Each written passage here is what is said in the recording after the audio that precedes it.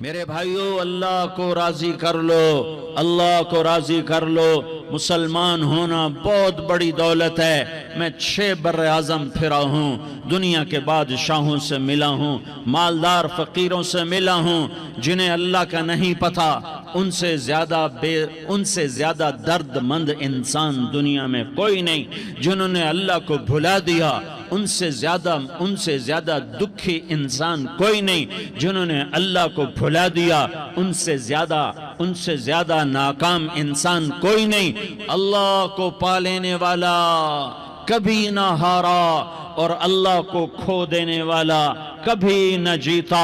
اللہ کو راضی کرنے والے کے مقدر میں ہار نہیں ہے، چاہے سولی پہ لٹک جائے، چاہے ٹکڑے ٹکڑے کر دیا جائے، چاہے آگ میں جلا دیا جائے، چاہے جانوروں کے آگے قیمہ کر کے پھینک دیا جائے۔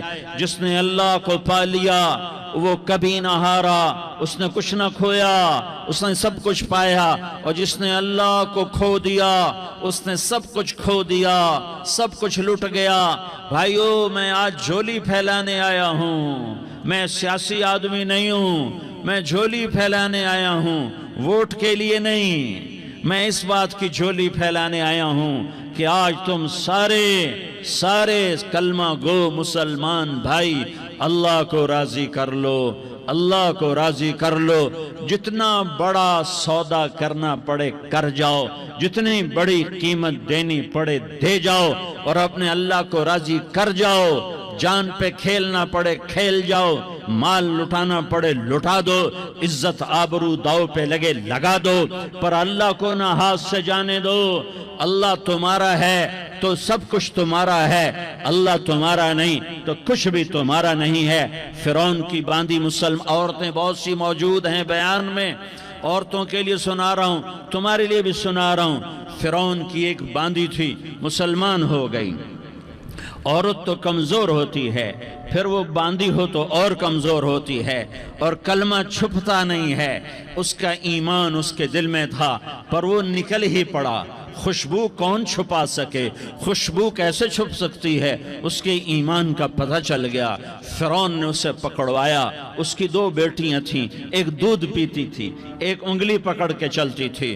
اس نے بڑے کڑا میں تیل ڈالا، اس کے نیچے آگ جلائی، تیل کھولنے لگا، اس نے دربار سجایا، اور اس کے اپنی باندھی کو بلایا، اس کی 2 بیٹیوں کو بلایا۔ یہ مائیں سن رہی ہیں کہ ماں اولاد کے لیے کیا کچھ کر گزرتی ہے، کیا کچھ کر گزرتی ہے۔ مامتا سے تاریخ بھری پڑی ہے، اور اللہ نے بھی جو اپنی محبت کو تشبیہ دی ہے کہ میں اپنے بندوں سے محبت کرتا ہوں، تو باپ کی محبت سے تشبیہ نہیں دی۔ اللہ نے کہا میں ماں سے 70 گنا زیادہ پیار کرتا ہوں۔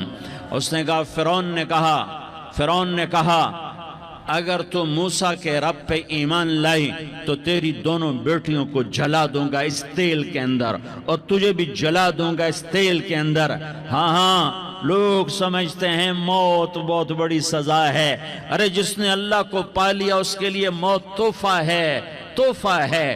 وہ دنیا کے دکھوں سے نجات پا گیا اور آخرت کی نعمتوں کا حقدار بن گیا۔ تو فرعون کی باندھی نے کہا، فرعون یہ تو میری 2 ہیں، اگر میرے پاس اور ہوتی، میرے پاس 100 ہوتی تو میں 100 بھی اللہ کے نام پہ قربان کر دیتی۔ فقض ما انت قاض، کر جو تجھے کرنا ہے۔ انہیں بڑی بیٹی کو پکڑا، انہیں کہا اماں، ہائے اس ماں سے پوچھو جس کے آگے جلتا ہوا تیل اور اس کی بیٹی کو ڈالا جا رہا ہو، اور وہ اماں کہے، اور اس کا ایک بول ماں کا، ایک بول بیٹی کی جان بچا سکتا ہو۔ کلمہ کفر کہہ جا، گھر میں جا کے توبہ کر لے، معاف ہو جائے گا۔ میں قربان جاؤں۔ ایک مقام ایمان کا ایسا آتا ہے کہ قربان ہونا زیادہ محبوب ہو جاتا ہے جان بچانے سے۔ انہوں نے کہا اماں، انہوں نے کہا بیٹی صبر، اللہ کے نام پہ قربان ہو جا۔ ادھر آ ستمگر، ہنر آزمائیں تو تیر آزما، ہم جگر آزمائیں اہ نہ کر لبوں کو سی، عشق ہے دل لگی نہیں، سینے پہ تیر کھائے جا، آگے قدم بڑھائے جا، یا زبان حال سے کہہ دے کہ ہاں ستائے جا۔ ہاں عشق کی آگ ایسے ہی بھڑکتی ہے، شمع ایسے ہی فروزاں ہوتی ہیں، یہ کمکمے تو بجھ جاتے ہیں، لیکن یہ ایمان والے جو شمع جلا گئے یہ آج تک روشن ہیں، جن کی روشنی میں چلنے والوں کو راستہ مل رہا ہے۔ انہیں بڑی بچی کو پکڑا، ٹانگوں سے پکڑ کے یوں ڈالا، وہ ہائے کرتی گئی اور وہ چٹک گئی اور وہ جل گئی اور وہ بھن گئی مچھلی کی طرح، تلی گئی مچھلی کی طرح۔ ماں ہے، اس کا کلیجہ پھٹ گیا لیکن آنکھوں سے آنسو کا ایک قطرہ نہیں نکلا۔ صبر دیکھنا ہو تو اسے دیکھو، صبر پڑھنے سے نہیں آتا، اسے دیکھو، اسے دیکھو۔ ایک قطرہ نہیں نکلا تو اس نے کلیجہ پھٹ گیا، تو اللہ نے ماں کی آنکھوں سے پردہ ہٹایا اور اس نے دیکھا اپنی بیٹی کی روح کو نکلتے ہوئے۔ بیٹی کہہ رہی اماں صبر کرو، ابھی جنت میں اکٹھے ہو جائیں گے۔ پھر انہیں چھوٹی بچی کو پکڑا، دودھ پیتی، جسے پتہ بھی نہیں میرے ساتھ کیا ہونے والا ہے، اس کی تو آہ بھی نہ نکل سکی، اور اسے انہوں نے تیل میں ڈال دیا اور وہ جل کے کوئلہ ہو گئی۔ ماں کی آنکھوں سے پردہ ہٹایا، اللہ نے ماں نے بچی کی روح کو نکلتے دیکھا، کہا اماں صبر صبر، ابھی اکٹھے ہو جائیں گے۔ پھر جب اس کو پکڑنے لگے تو اس نے کہا فرعون میری ایک خواہش پوری کرو گے؟ کہا کیا؟ کہا جب مجھے بھی جلا دو تو مجھے اور میری بیٹی کی ہڈیاں باہر نہ پھینکنا، ہمیں کٹھے کہیں دفن کر دینا، کٹھے کہیں دبا دینا۔ فرعون نے کہا ہاں تمہاری یہ خواہش پوری کر دی جائے گی۔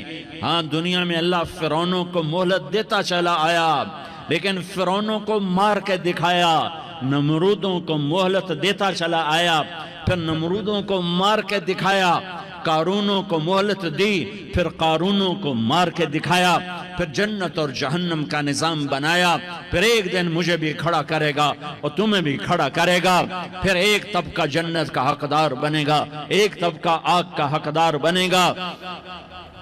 پھینک دیا، جل گئی، ہڈیاں نکل آئیں، انہیں ہڈیوں کو اٹھا کر زمین میں دبا دیا۔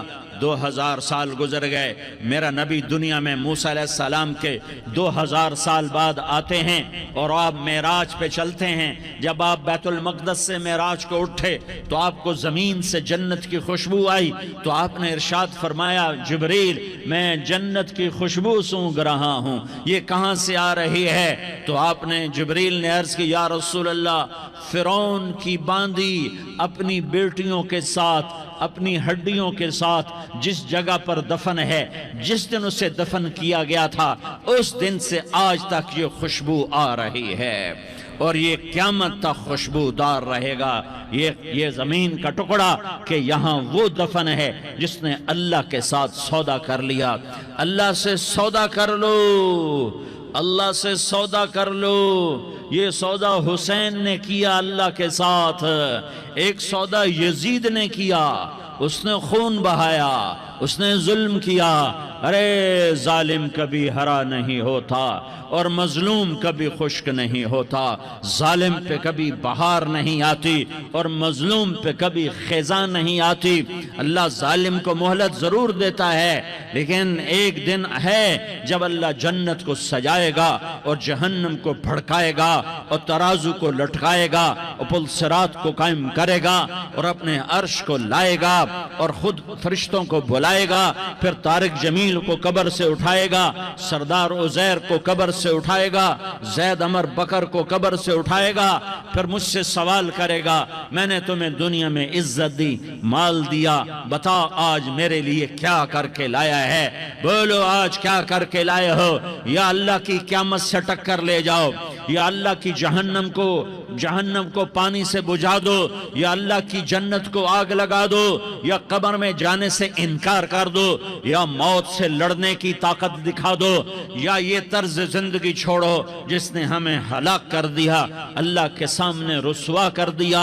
موت ہے، جنت ہے، جہنم ہے، آخرت ہے، اللہ ہے، رسالت ہے، محمد مصطفیٰ کی ہستی ہے جو تمہارے لیے پس گیا، لٹ گیا، دان توڑوائے، خون خون ہوا، جاؤ جاؤ چلو میرے ساتھ، میں تمہیں طائف کے پہاڑوں میں لے جاؤں اور میں تمہیں وہاں کھڑ کے سوال کروں، کاش طائف کے پہاڑوں کی زبان ہوتی تو وہ سب سے پہلے ہمیں تمہیں لان تان کرتا، ارے تمہیں شرم نہ آئی کہ تمہارا نبی تمہارے لیے خون و خون ہو گیا۔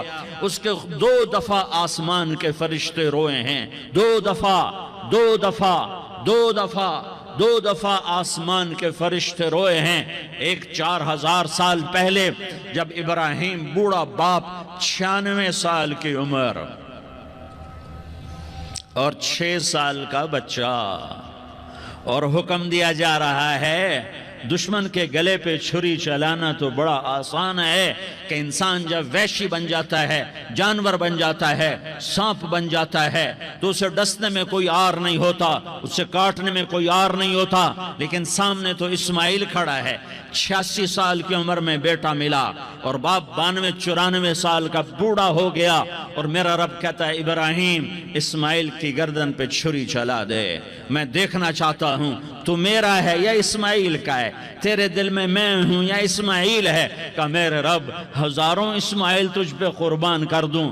چھری اٹھائی، فلسطین سے چلے اور پہنچے مکہ مکرمہ، بیوی سے کہا بچے کو تیار کرا دو، سیر کرانے لے جا رہا ہوں، بچے کو تیار کرایا۔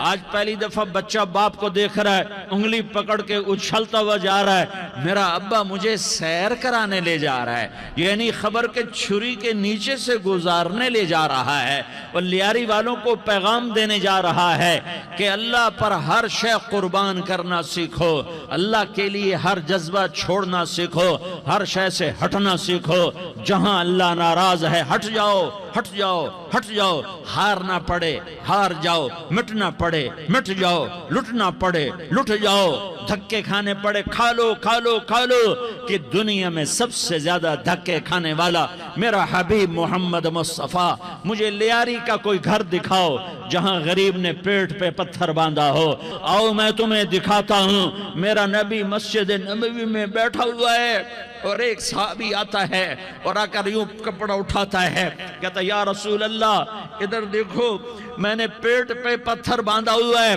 بھوک کی وجہ سے میں سیدھا نہیں ہو پا رہا۔